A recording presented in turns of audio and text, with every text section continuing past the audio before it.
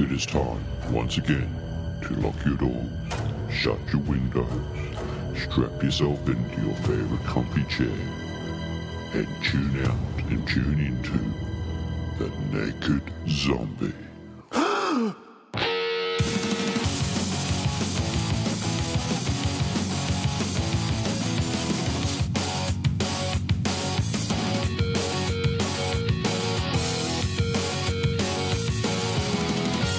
G'day, and once again it's time to get naked with the zombie. I'm your host Brad Scott, and you're listening to the best in Australian paranormal pop culture radio show, The Naked Zombie. Tonight I'm joined in the cardboard box by none other than Hermione. Well, actually it's Andrew, but I'll explain the reasons why we call him Hermione in a minute. Hello Hermione, how are you?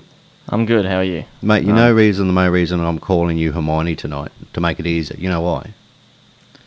Because you're obsessed with Harry Potter? That's it. And also, I'm also obsessed with the fact that we have Andrew Osborne on the show tonight. Now, Andrew Osborne runs the Beechworth Ghost Tours Paranormal Investigators. I hope I said that right. But we know what I mean. So he has a lot to do with what's called the Mayday Lunatic Asylum. Mayday Hills Lunatic Asylum. I'm just trying to read my notes here and I've missed them. But anyway, so that's just me. It's a Tuesday night, and of course I carry on like this.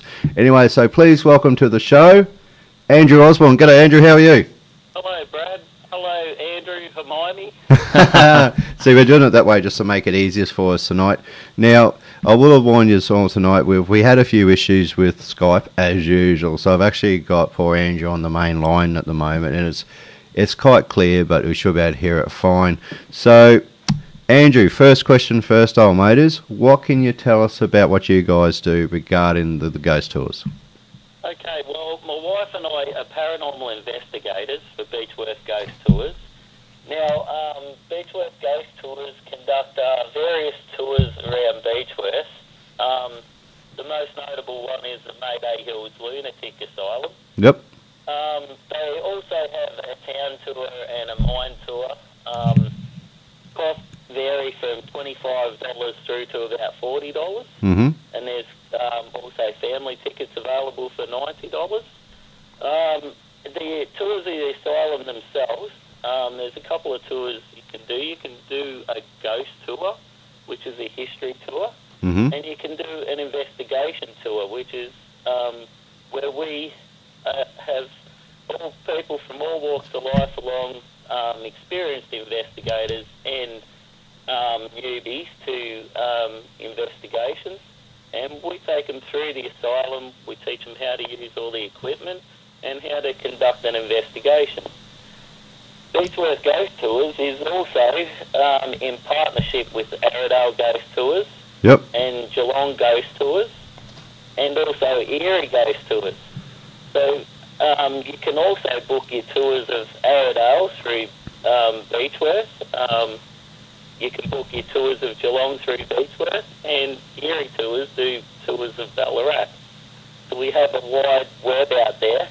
We also are proud to be part of Australian Ghost Adventures, so we have a very wide web, yes. Well, mate, it sounds like you've definitely got your hands full there at the moment with all the stuff going on. Yeah, there's certainly a lot going on. Now, my wife and I don't own the business at Beechworth. That would be Adam and Sharon Wynne Jenkins.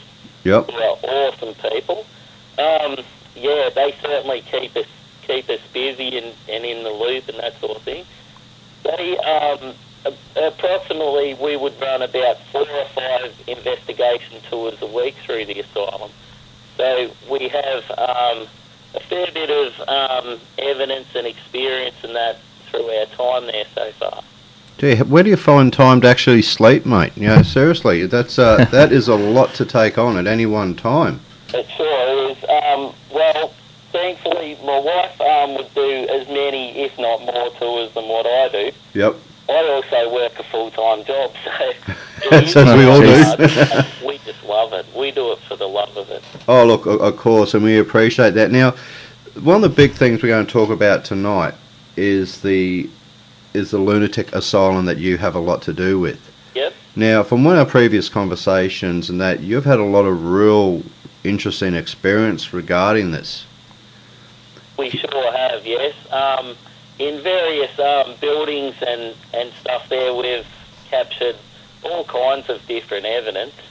They range from, if Beechworth had to be known for one thing, for the most famous thing would probably be EVPs there. There's a lot of EVPs caught by both Fiona and myself and also by our customers, which is very interesting.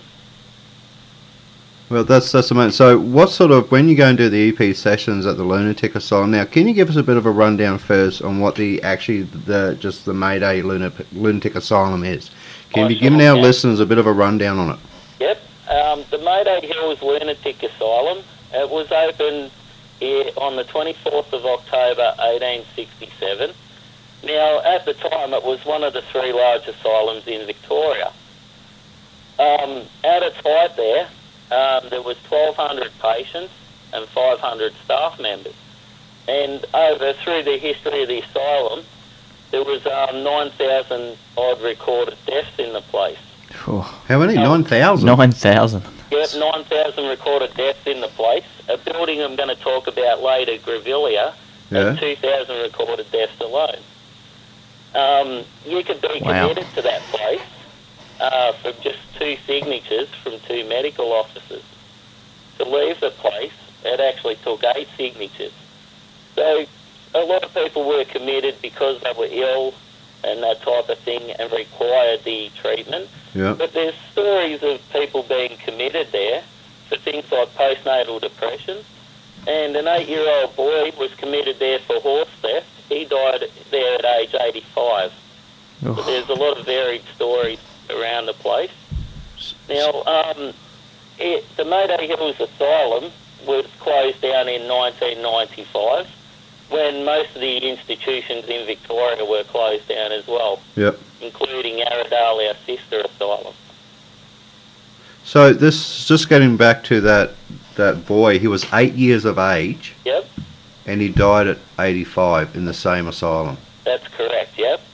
So when they say that you went to Beechworth and you didn't leave, that's pretty much it. Most of the people who were committed to the asylum actually lived there their whole lives after that. It only closed down, what, about 17 years ago? Yeah, 1995, that's correct. So they still have patients there? Sorry? Do they still have patients there? No, at the moment now, since 1995, it was purchased by La Trobe University, who have done various renovations throughout the place and ran it for a university. And currently now, they've decided they're not making any money out of it, and it's gone on the market. Well, it's up for sale. Yes, it's up for sale. Oh, interesting. What do you Could be reckon, our new Hermione? studio. Yeah. What do you reckon, Hermione? We go and raise a few funds and we go and buy the Lunatic Asylum. How does that sound?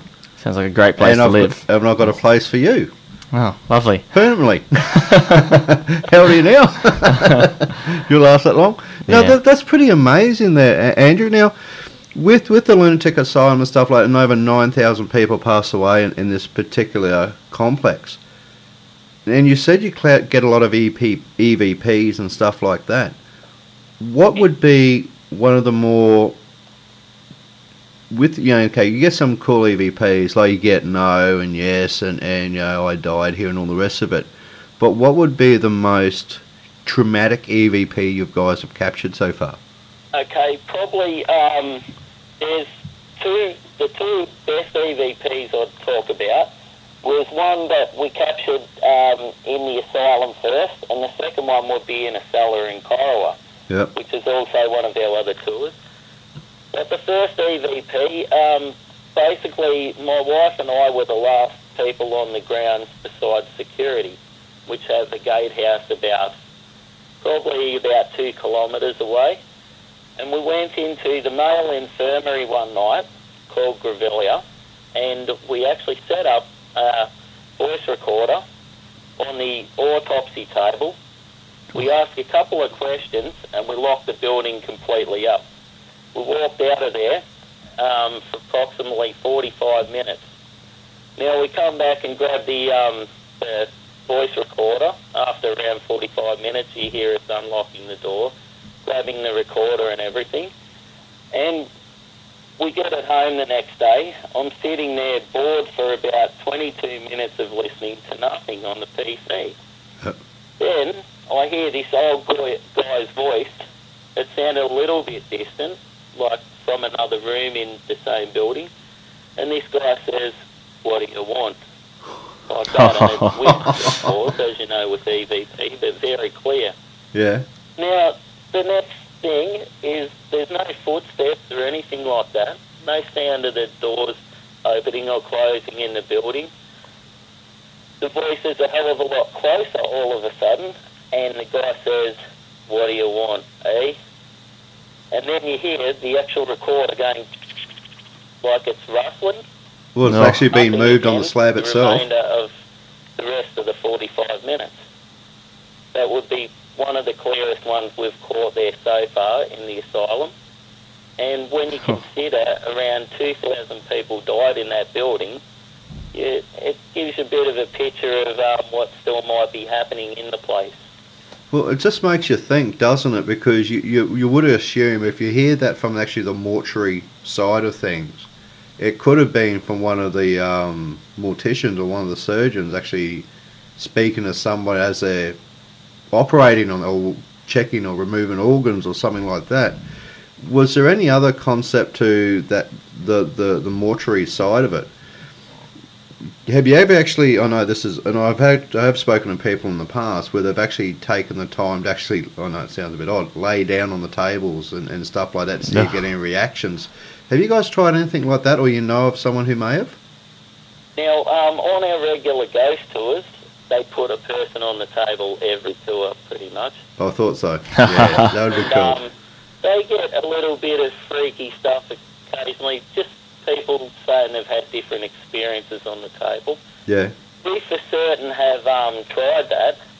The funny thing in that building, and what I've found a lot with the paranormal in Mayday Asylum, is quite often they like to stay a room or so away.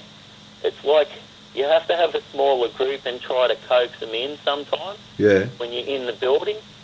So quite often you can hear a noise, a voice, a sound, and what you will do is move to the room you think the sound comes from, and then next minute it's in the room that you come from. So it stalking you. Move around a lot as well.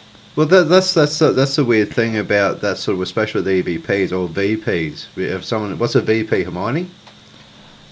You're putting me on the spot here. It's with an old recorder, isn't it? One that's not electronic, non-electronic. It's a voice phenomenon. Let's see. You can hear it with your plain ears. I've got to train these young fellas. I tell you, mate. Jeez, it's hard work. But yeah, when you do that with a VP.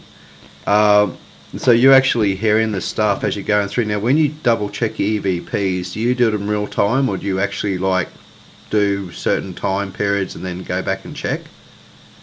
What we do is we try different things. So some nights, depending on the group size and how we're going for time to get through the place, it is so large.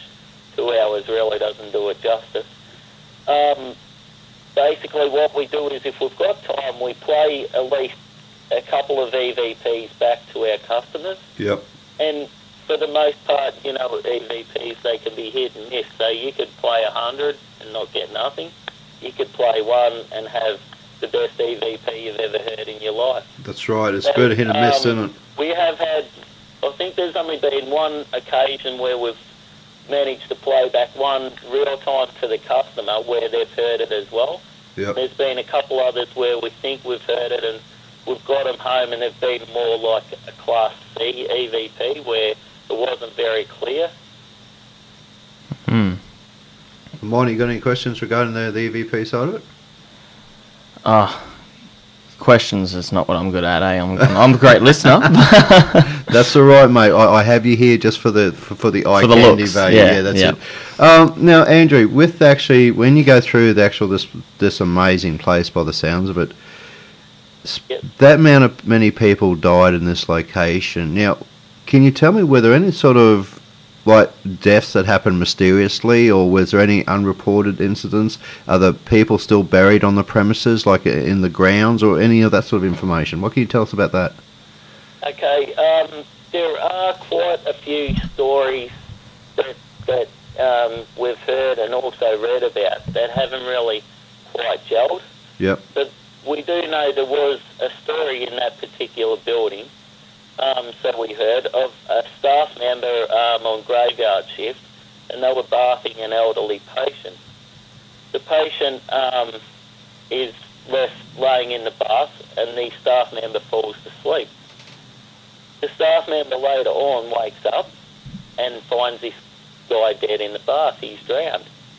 So we got told that the staff members let the water out of the bath, and just before his shift ended, ran some hot water and put the guy back up in bed. So as the next shift on, find this guy laying in bed dead. That's an example of one story. As far as people being buried at the asylum, we have heard a story of a lady burying a baby near the front of the asylum at the gatehouse. And there's been rumours of being some other people buried there as well. But I guess you could also look at the cemetery in that regard. It is known in the Beechworth Cemetery that there's a whole section there called the Strangers section, and these people are buried with no headstones or anything. And then the later people buried from the asylum were buried at the back of the cemetery, and their headstones, instead of facing towards the front of the cemetery, they've turned around and they've faced them to the rear of the cemetery. That's quite unusual, isn't it? Because usually 9 times out of 10, they actually, cemeteries, well, headstones will generally pretty much face the same way, especially if it's in a churchyard or something like that, because they're either facing the church or something like this. Now, to actually have the cemetery heads turned around, away from it, or away from the cemetery, it's just odd, isn't it? It's like, we don't want to know about you. Well, we'll put you in a sort of like a headstone thing happening, but that's about it. But all the people that are buried around that general area as well, I mean, there must have been a lot of unclaimed individuals that were left there just to die. For sure, that's exactly right. The sad stories I've heard is Beechworth Ghost Tours have offered some family members going back to some known people of the asylum, if you like, who had a history there. They've offered them the fact that Beechworth would pay to put a headstone on the grave of a couple of different patients who were there, and they actually got refused by family because they didn't want to know about the fact that they had relatives that were in the asylum, which is quite sad to me. Well, it is quite sad, but I mean, if they're still carried into the mid-90s, and the last patients left only in the mid-90s, I'm still flabbergasted by that. There was a kid there from the age of 8 to 85, and he spent his whole life in that asylum with no prospect of living a normal existence. So the emotional side of things in that place just would be huge. I mean, you'd walk through there and the energy just would be overwhelming at times. There was another example too, just on people of being at the asylum the rest of their life. There was a history of a lady being put in there after her second children were born. She had twins the second time around. Now, she was put in there by signatures from her husband and a couple of friends, and she died in the asylum.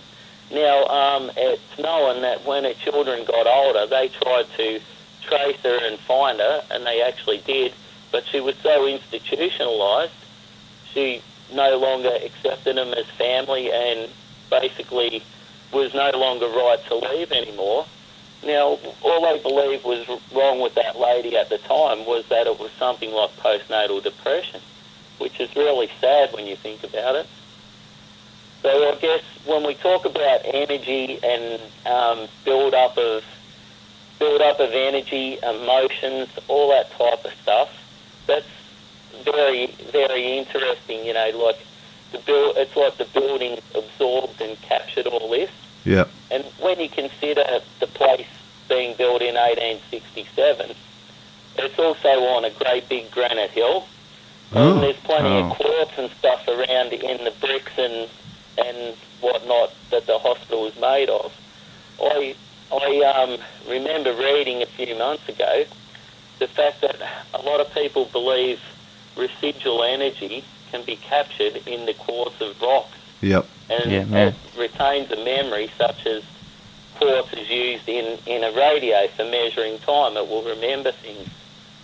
I mean, that has been around for a long time, and that's been around, since the paranormal, I guess, is that the whole perception, whether it's stonework or quartz, or if it's built over a quarry, if there's any sort of like running stream next to it, or anything like that. That's why you'll find a lot of these really, really old, like the asylums are made out of, like, take the jail here in Brisbane, the Boggo Road. It's made out of stone. I mean, the walls. So a lot of these places that have this amazing paranormal activity, they do tend to retain a lot of this information. It's like your hard drive on your computer. This is all stored up. This is all information just sitting there waiting to be accessed or hacked, as it were. Now, when you have people going through just the tours themselves, has anyone there actually had any experiences, like within seen full body apparitions, or have they had any encounters with getting touched, grabbed, pulled, tripped over, anything like that, mate? That's a very good question. Throughout the tours, at least 2 or 3 times a week, there's people that will report that they've seen things. And, I mean, once again, this is a personal experience, so they'll come up to one of the guides and they'll say, I seen this man, or I seen this lady. What is interesting is quite often it's in the same parts of the buildings, and they're not told about this during the tour. This is just something that they, the people, and they're all different customers and that, pick up on things. As far as being touched and that, predominantly the people touched there are ladies more so than men. That's pretty much rule of thumb, though, isn't it, with any place? I mean, yeah, I only get touched, but that's if I'm weirdos in the street. But yeah, I can't help myself. So a lot of the females that go in the place now, I've actually remember years ago I was in an old prison overseas, and there's this big warning sign: pregnant women should not go here, if you know what I mean, because of certain events, stuff like that. Have you ever had any, like, is there any like warning signs or anything like that regarding, like, when you say to people, listen, if you're going to come in here, expect this, and this? And has there anything sort of happened to anyone there that you deemed as being like a really uncool paranormal event? There sure is. As far as warnings go, basically what we give is a verbal warning. So the ghost tours there's 2 buildings especially that are very, very common for people to be touched, very common for weird experiences to happen, and there's at least one fainter a month in one of them buildings. A fainting? On the various tours. Now, what we do when we get to them locations, and they're actually cottages that were built on in the 1890s. Yep. One of them is the male criminally insane cottage, and the other is the infirmary Crevelia that I spoke about with the 2,000 deaths. Now, we have to warn people, if you're not comfortable in the building, if you need to leave, we'll get you out straight away. Mm-hmm. We warn about the fact that people are sometimes overcome with emotions or sickness, or just feel like they have to pass out. And quite often you can't get them out of the building before they go to faint, so which is unfortunate.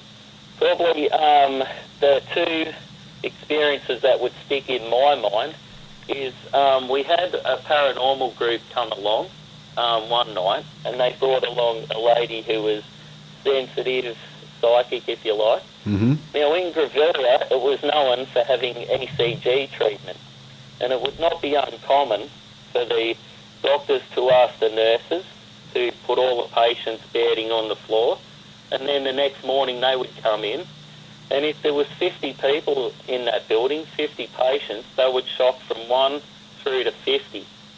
So if you were the first guy getting shocked, it was nowhere near as bad as being the last guy. But through this experience, it seems like it's built up some energy in that building, because this psychic lady has come into the building. She's got through 2 rooms, and she's been standing in there.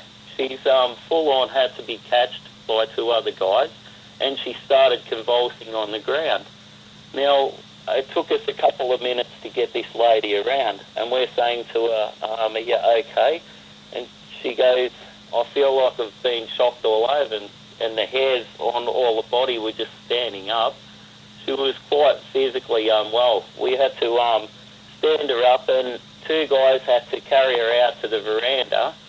What is interesting is after about 2 or 3 minutes of being outside, she come back to and she felt fine again. It seemed to be the energy in the building. It was very heavy, very nasty, could I say, on the night to her anyway. She definitely experienced something she didn't like too much.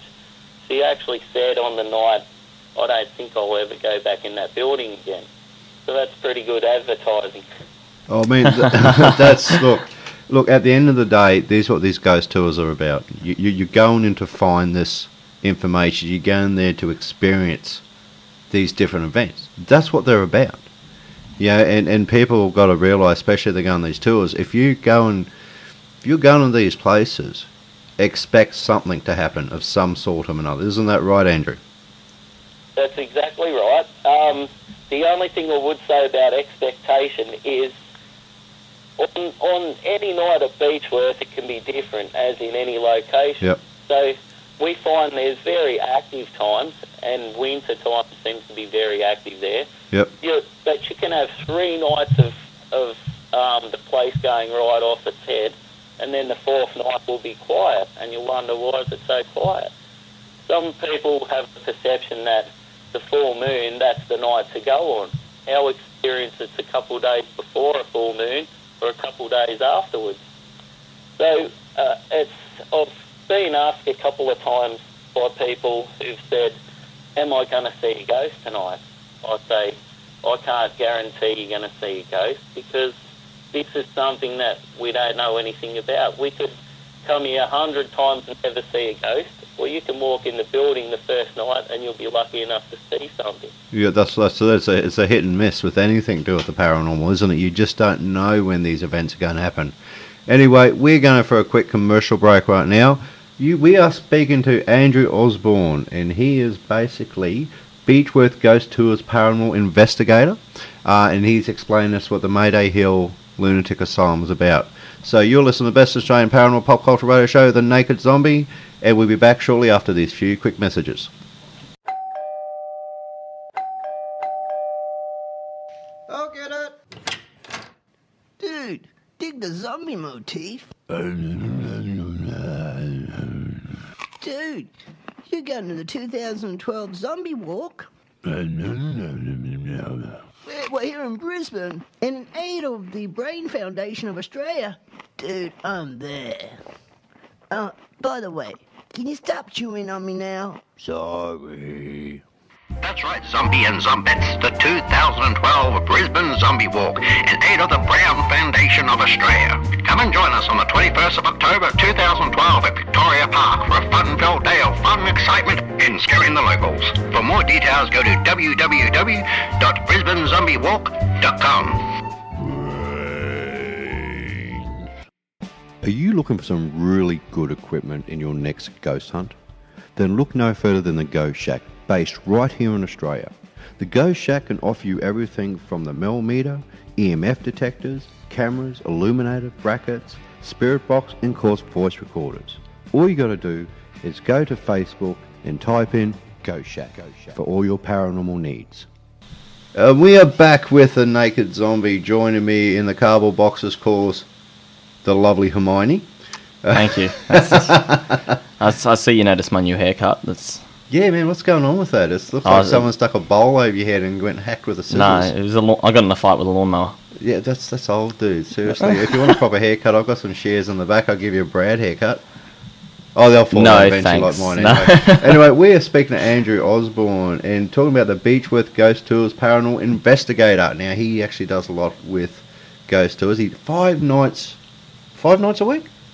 5 times a week? Night of the week. Sometimes we get 7, sometimes we get 2. That's like... I'm just awesome. I'm just blown away by that amount of... mate, I'll give you credit, you're committed. That not should be committed, but you're very committed for what you're doing. That is absolutely amazing. Now, just touching, so basically the first part of the show tonight, we talked about a bit of the history of the asylum itself, and the fact it was a very wide range of people that were put in there. Some were just through postnatal depression, some were just had shock therapy, I take it. There was a lot of deaths that happened in there. There's people buried around the cemetery, around the premises themselves. Have you ever had now this is something sort of very close to me, is have you ever had a problem where people have just been absolutely reckless when it comes to the premises, and that to me, you got to treat these with kid gloves. These places are just part of our history. And they're there for us to all enjoy. And I'm sorry, have you ever had problems in that nature? Unfortunately, we have had some people come on tour who have been at times a bit intoxicated. Now, we tend not to take anybody who we think's under the influence too much anyway, for everybody's safety. But at times it's hard to tell with people. And I can recall on a couple of occasions having people along. There was one guy one night, we were on the 3rd floor, and it has small doors. They're only about 1 metre by 1 metre. These doors actually lead through into the attic in the asylum, but they're locked. Now, this guy one night decided he wanted to try and kick some doors in. Great. Yeah. All we could do in that case is try to stop the guy as best we can, and we called security, and they promptly ejected the fellow. But I've also caught some people vandalising at times, writing things on walls and stuff like that, and just getting up to other funny businesses. People try to souvenir little things, just still things like name tags on doors and other things that shouldn't be taken, and people sometimes, pull out a key or something like that, and they try to souvenir things. Well, they try to carve their name into somewhere they shouldn't, and all that type of stuff. That's exactly right, yes. So that can be the downside of it. Having said that, 99% of people are really good, and they really respect the place. I mean, that's really good to hear, but that's always been one of my pet hates. Like, I went on that tour for the South Brisbane cemetery the other night, and someone set fire to the wheelie bins inside the cemetery, if you know what I mean. So I despise vandalism of any sort, and I despise people who go into these wonderful locations that think they can take souvenirs, they can act like Muppets, as I call them, and wreck it for everybody else. Yeah, ruin it for the rest of us. They do ruin for everybody else. And that's always been a pet hate of mine, Andrew, was that side of it, because you guys, at the end of the day, you're telling history, you're showing people events that have happened in the past.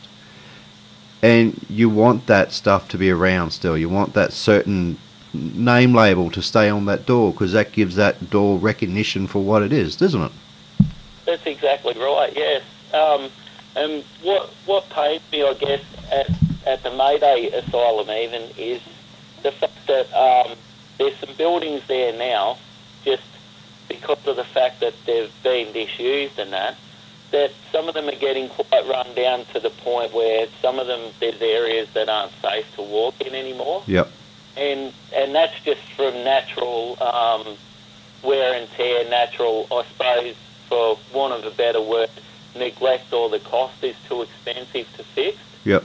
And you got that coupled with the fact that you have people come in and do this various vandalism just breaks apart, because that place, to me and my wife and that, it's like an obsession. We just love the place, and I've thought on several occasions I'd hate to see this place, like in 50 years, falling to bits and run down, or totally developed where it's all the character's gone from the place. The grounds there as well, they're just magnificent. It's got some of the nicest gardens in the place, and yeah, it's just something special about it. It's, I suppose you'd say, mesmerising.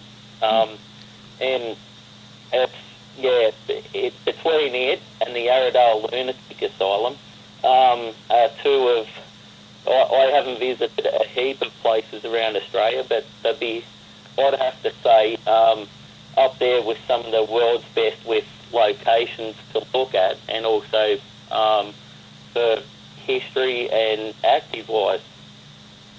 That's amazing. I mean, that's what we should be looking at, is that these places should be, now, they should be looked after. And it's people like yourself, Andrew, who have taken the time, you and your wife, to take people out and show them what these amazing places can offer. And it's up to us as people who love the field, to get behind these sort of events and sort of say, hey, listen, this is, we want our kids to experience this eventually when they're older. You know what I mean? Like, and people from overseas that come over and hear about this on the show and go, I want to go and visit Beechworth, I want to go to the Mayday Hills Lunatic Asylum and check it out. I mean, that's what it's all about. And now, how can we find your contact details, mate? How can people get in contact with you to book their tours and that? Okay, we have a couple of ways you can get in contact with us to book a tour. You can go to our Beechworth Ghost Tours webpage, which is all the W's, beechworthghosttours.com.au. Yep. We also have two Facebook pages. We have the Beechworth Ghost Tours Appreciation page, where people who come on tour put testimonials and lots of other stuff. And Fiona and I have created the Beechworth Ghost Tours investigation page, and we have various things we've captured on tour there, some evidence, some comedy sometimes, some pictures, that type of stuff.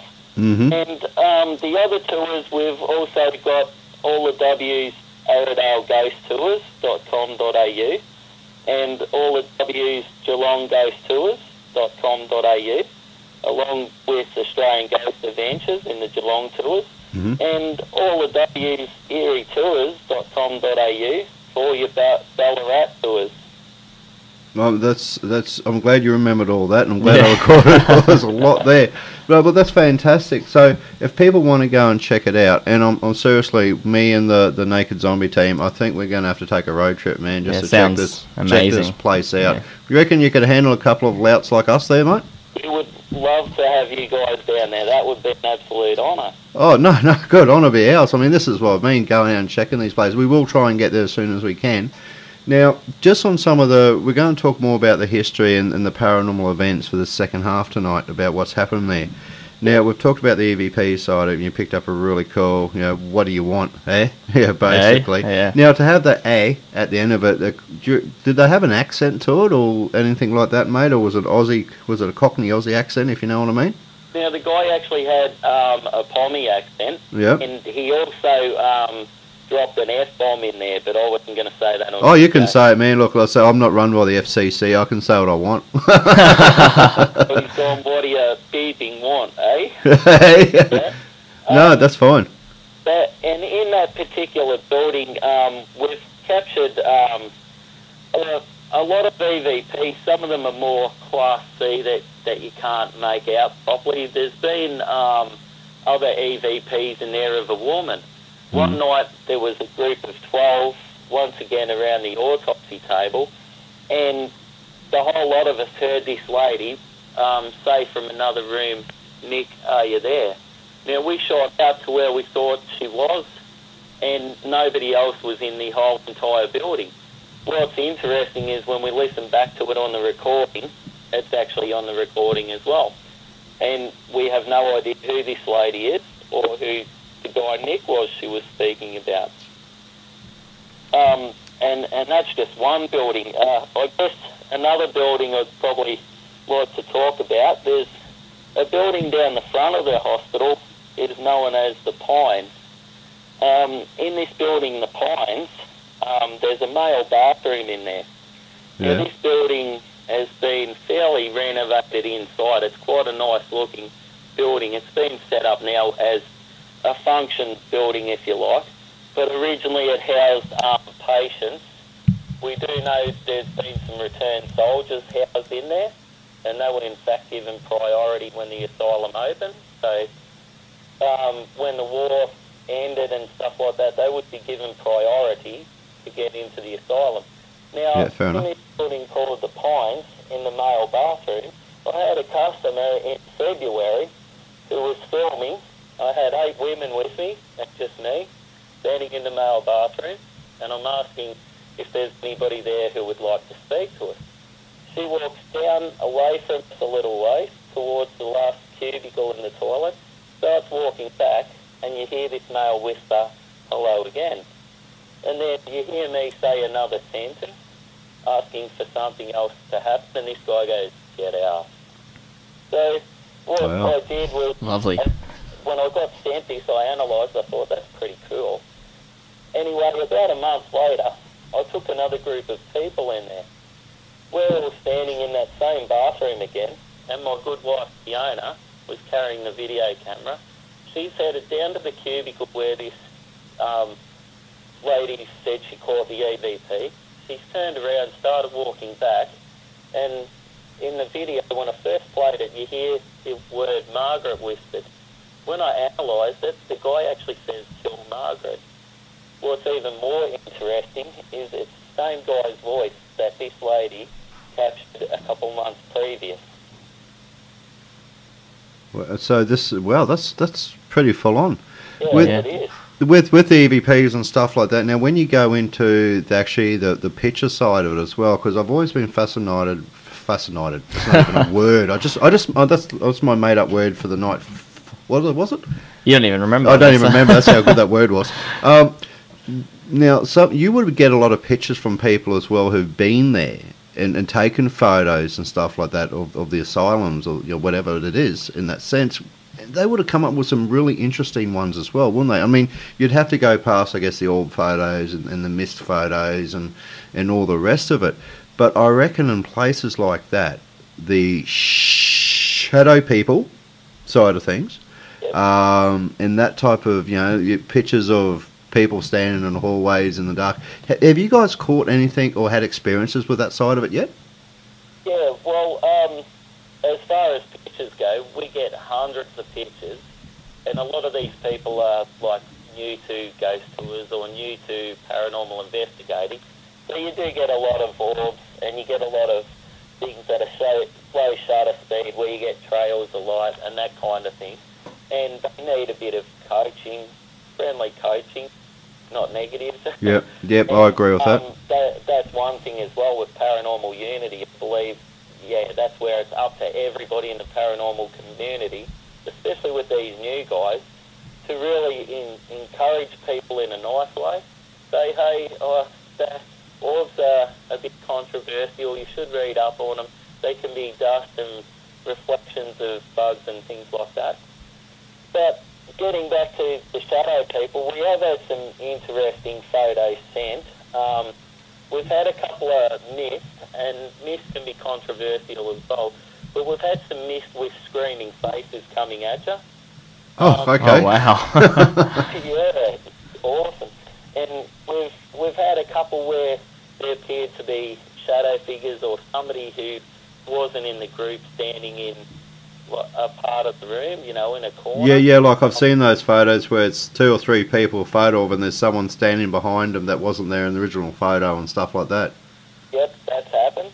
That's cool. As far as shadow people go, my wife caught an interesting one in the main admin building. Basically, you walk through the large asylum door and you enter a little hallway, and ahead of you there's a staircase which leads up to the 2nd and 3rd floor.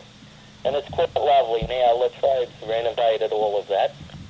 To the right-hand side of that staircase, there's a room there that was the original autopsy room when the asylum opened. But my wife snuck in there, as she does, sneaks around the asylum. She snuck in there with a night vision video camera. Now, when she was filming the staircase, she caught this shadow figure. And at first I'm thinking to myself, now, this could be her shadow, that's a possibility. What was interesting about it is on our camera, the way we've got it set up, we have a bracket and also the screen opens out to the left-hand side. Now the bracket holds the light and the screen's hanging off the left, so you can't hop it that way. So she was holding it with the right hand, as she always does. The shadow figure, if you're looking directly at the shadow figure, the same arm that should be holding the camera, if it's Fiona's shadow, is actually dangling to its side. And it's visible in the video. The other interesting thing is she actually moves left with the camera and pans left, and the shadow actually stands still and then moves right. So to me, I'm saying to myself, this can't be just Fiona's shadow because the body movement's not the same. Yep. Now, who it is, we've got a hunch. It may be the first patient who ever died at the asylum. Yep. He only lasted about 8 hours. He was removed from the jail, taken up the hill to the asylum, and he died. He was very ill on the way there. He died and they performed his first autopsy. It was also known back then that the first superintendent used to keep a body part or a souvenir from a patient on a jar of formaldehyde on the wall. So he was basically the first souvenir guy with whatever body part it happened to be. So he was collecting body parts. Yeah, he collected a body part. And what did he do with them after? Going back in the 1860s, we'd say it was for research purposes. We're not sure. Because every single patient that died at the asylum would have their own autopsy performed at the asylum. Yep. So which could be a good thing and a bad thing. Not saying that anything untoward happened, but, you know, asylums, they have dark history. Well, yeah, but that stuff happens though. You know, I mean, I reckon it happens today. Yeah, for sure. Yeah, I mean, it does. I mean, there's always something dodgy or fishy going on in places from some stage, especially back in the past. I mean, it wasn't regulated like it is today, and everything wasn't always accounted for, and unfortunately a lot of these poor souls that were put in these places were forgotten about. They weren't, and I reckon from what I've read, and I love my history, from what I've read, a lot of these people were just put in there because they weren't wanted. That's exactly right. And the government would look after them, and that's it. They would just literally just fade away to walking bones, in other words, you know, with no spirit left in them. Yes, that's exactly right. It's a sad fact. It's recorded there that, you know, there was it was a place once where you took your disabled children if you didn't want to bring your disabled children up, unfortunately. It was a place where it was your nursing home, if you like. If Uncle Charlie had got old, and back then we would have called it crazy, now we'd call it dementia, who was put in there. It was a place for women, as I said, suffering things like postnatal depression or miscarry or things like that where they weren't quite right. Unfortunately, the treatments they had at asylums at the time, and they were put in there, even though it was sometimes the best intention of doctors and nurses to give them the best available treatment, unfortunately was pretty primitive, and in a lot of cases resulted in them never leaving. Basically, they become institutionalised and no longer able to deal with life. I guess one example would be there's known areas there where they've got, if you like, solitary confinement cells, and it's also thought that there's hidden cells underneath the ground there. And it's known that patients were sometimes locked up for close to a month in the dark, in solitary. Now, it's recorded in a medical fact that it only takes you about 24 to 48 hours to go insane. Oh, easy. But in the day, they thought these people, they find God and they'd become sane again. So, very tragic. That's incredible. That's what part of our history is. And it's any sort of history when you're dealing with lunatic asylums. And I mean, I remember walking through a couple in my younger days, when I was investigating. It was, you'd walk past like stone walls and they have a big round chain hanging off it, like just a loop. Yep. But that's what they used to chain people up to for the day. Yep. If you know what I mean, like in a corner out in the sun, outside, that was their fresh air was chained up against the side of the building. Or they had these certain links going through and stuff like that. So at the end of the day, you can imagine that all these poor souls that went through such turmoil, and a lot of them weren't probably anything wrong with them. It was just minor things, but because their families didn't want them, and they didn't, and they just were a little bit of a handful, they ship them away to places like this. So as a paranormal side of it, the whole, and especially the building being mad at what it is, it would be a paranormal investigator's field trip. Yeah. Even to walk through the halls, to me, just would be mind blowing. Even if you didn't pick up any paranormal activity whatsoever, right? Just the whole structure of the place, how it was put together, what the energy that was left, this whole environment would just be overwhelming. I can imagine overwhelming to a lot of people. Yeah, it is, and as I said, it's quite addictive. And I guess where you talk about people being chained up and that, there's another interesting cottage there which was for female criminally insane. There was actually a female patient at Beechworth, and she was so violent, the only way they could give her daylight was to chain her to this large tree at the front of the building. Now, in that building, they used to have two very big, large male superintendents to look after the ladies anyway. Mm-hmm. They were too violent for the other women to handle. This particular building, on 2 occasions, has provided some very unusual activities, some quite nasty stuff. The first night, we only had access to this building for 2 weeks too, by the way. This building, the first night, we're standing in there, and I had a lady beside me. She had a tattoo across her back, and it was exposed a little bit. And we had all ladies, and there was only one other gentleman and me. And this lady standing there, we're conducting our investigation. We'd used the spirit box and tried some EVPs and that. Next minute she says, "Oh, my back's really burning. I don't think they like my tattoo in here." And she turned around, we lifted up her shirt, and she had these 3 welt marks across her back, across her tattoo, but they weren't a scratch. They were actually looked like something hot had sat across her back. Mm. We go back, and 2 nights later, my wife and I go in there, and there was 4 guys with us and 4 ladies. In this cottage, you go through the front part of the building, and there's several rooms, and then you go through an open courtyard, and there's a kitchen and another small room out the back. Now, my wife unlocked the security door of the kitchen, and there's a railing to her left-hand side, and the door leans against it.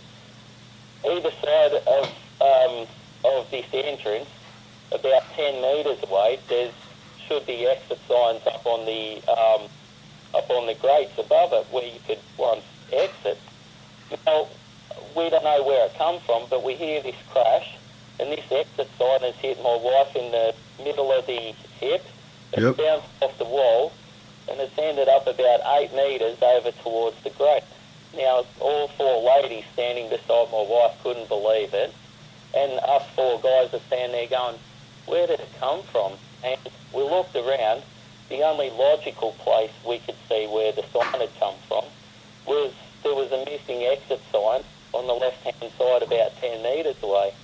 And we had a look at the top of the door jamb, making sure nobody had sat it up above the door. But that was sloped on such a angle that there's no way you could sit anything up there. And that was something that me and the whole group's going, we just can't explain this. This is very unusual, very nasty. Yeah, that's pretty mind-blowing. I mean, these events that happen in these places. So, look, we've just about come... Mate, our hour has just flown, believe it or not. Absolute awesome. flow. Now, would you be interested in coming back another night to tell us more about it, Andrew? I would love to do that. That'd be an honour. Mate, look, we got to hear more about this place. And this is the thing. We've actually come up to the hour. So... And we're going to leave everyone hanging because it sounds like there's so many more stories to tell, only because I'm big and mean. But listen, I personally, look, folks, by the sounds of it, take yourselves down, check out the Mayday Hill Lunatic Asylum, get hold of the Beechworth Ghost Tours. And we are joined tonight by Andrew Osborne, who is part of the Beechworth Ghost Tours Paranormal Investigators. Andrew, thank you so much for joining us on The Zombie tonight, mate. It was an absolute pleasure. Thank you. The pleasure's all mine, Brad and Andrew. Hermione. It's Hermione. It's Hermione, mate. We've got Hermione. But, yeah, listen, thank you so much for that, Andrew. Well, that was a absolutely fantastic interview with Andrew Osborne. Yeah, yep. I know his name. I'm just looking at you thinking, why do I keep calling you Aaron? No, don't call me Aaron again. No, but absolutely fantastic. Look, the zombie team's definitely going to have to try and make a trip there to check this place out. Yep. And we are going to get Andrew back to talk about the other asylum. There's another asylum there, the Armadale one, which is bigger, more deaths, a lot of history. So, yeah, we're eventually going to take the time and get to Victoria and check these places out. So, like I said, folks, don't forget that you got these cool places in Australia to go and investigate and go and see. Take the time. If you're in Australia, you live in Australia. If you live around there, you probably live up the road from the place. You know, take the time to check these places out. Support your local environment. Doesn't matter if you're here in the UK, the USA, China. Doesn't matter where you are in the world. Listen to this now. You got to think you have such awesome places out there to go and visit. Isn't that right, Hermione? Yeah, plenty of great places. Awesome, great places. Awesome, great places. With a capital O. Fully great, well, awesome places. Anyway, listen, don't forget, I am going to be in Sydney this weekend from the 1st to the 4th. The boy from the bush is going to the Big Smoke, and they're going to let me loose in Sydney. Look out, everyone. Damn straight. Seriously, the place will not know what hit it when I rock up on that doorstep going, "Hi, I'm Brad, and I'm going to be your new best friend." Yeah, there's going to be a lot of people screaming and running. Yeah, probably that's all right then. But please, listen, also, just quickly, thank you, everyone, for jumping on the fan site's just going. We hit 5,000 this week. So. We hit 5,000, which is just amazing. And it's just... We don't know what to say. We're absolutely flabbergasted, gobsmacked, and we're just so happy that the amount of emails we're getting, the amount of response we're getting from the people who listen to the show. You guys are wonderful. Seriously, we do the show for you guys because you give us a lot of enjoyment, us reading your stuff out and everything like that. And I can't thank you enough because you guys make the zombie happen, as it were. We got to start giving everyone hugs or something. Well, come over here.